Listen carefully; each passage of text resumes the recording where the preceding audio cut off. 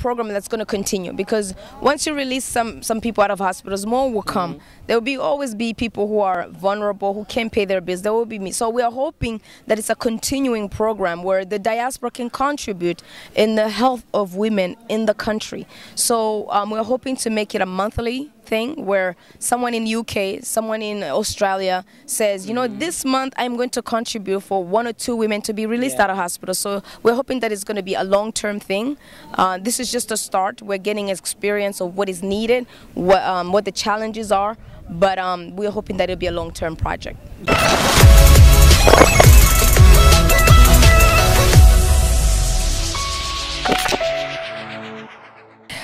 Good afternoon, ladies and gentlemen. This is Teacher Prince, the AMV Prince of East Africa. I told you this is an amazing day. I can tell you I am so happy to be with one of my brothers and sisters from around the world. Like, yes, let me say, Burundian Diaspora. So today I am sitting with Honorable. Yes, I see one of the women, the woman that I really respect, one of the lady that I really respect. You see that? So she is going to introduce herself right away. Thank you. My name is Auriane Itangishaka, and I lead the Women's Commission on the Diaspora, Burundian Diaspora, around the world. And recently was appointed to that position, and I'm honored. And I'm honored, really, yes. That's pretty good. So today, we are the 25th of July 2022. We have met in Mestres Officiers. We are here, gathered with a lot of people from around the world, like Burundians. So what was it about? It was amazing. It was really, as what you said, Burundians from all over the world. You have people from South Africa, from Swaziland, I think, from Norway, Belgium, France, Canada. I mean, it was really great to see that many Burundians from all over the world in one place for several hours. I've never personally attended any of such meetings.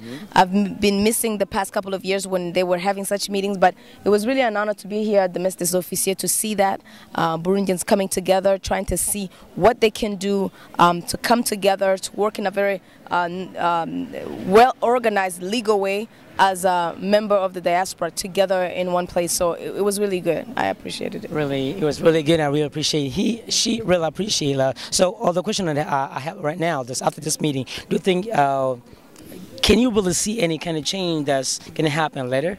I'm hopeful. I'm hopeful. There's been a lot of turbulence within the diaspora community, but I think we're heading for better days.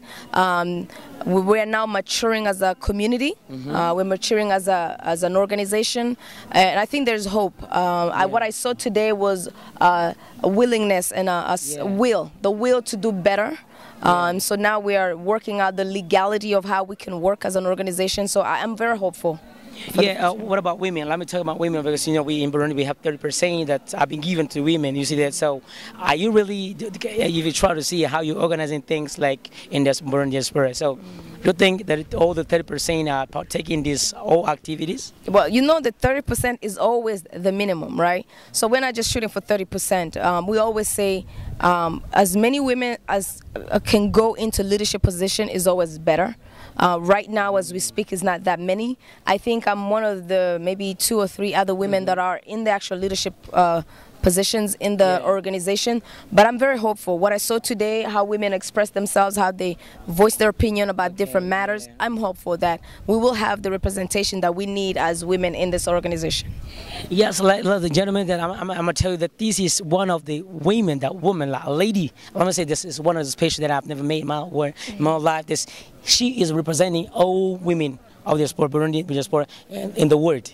So when I say in the world, that's a great privilege, you see that. So I'm going to tell you that this recently I have seen something like a publicity advertisement that's just saying that she is working with other women just to help and assist women in different hospitals. Can you tell us about that? Right, precisely. One of the things that recently when I was appointed to lead the Women's Commission was we've decided that one of the projects we should pursue right now is to release out of hospitals women who have been treated but have not been able to pay their bills to be released out of the hospitals. Yeah. So the phenomenon of where people are treated and aren't able to be released because of not being able to pay bills have really touched our hearts. It's a phenomenon that's been going on for years, but it's one of the programs we said we need to tackle that for a while now and see that if we can release 70 women who can go back to work, who can go back to their families. And if we can do that, it's a start as an organization, it's a start as a commission.